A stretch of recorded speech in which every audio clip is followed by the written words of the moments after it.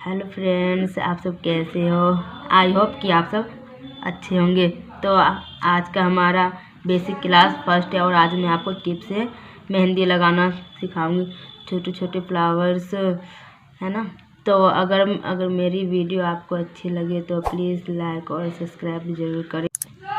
मेरी वीडियो को शेयर और कमेंट करके ज़रूर बताएं कि मेरी वीडियो आपको कैसी लगी।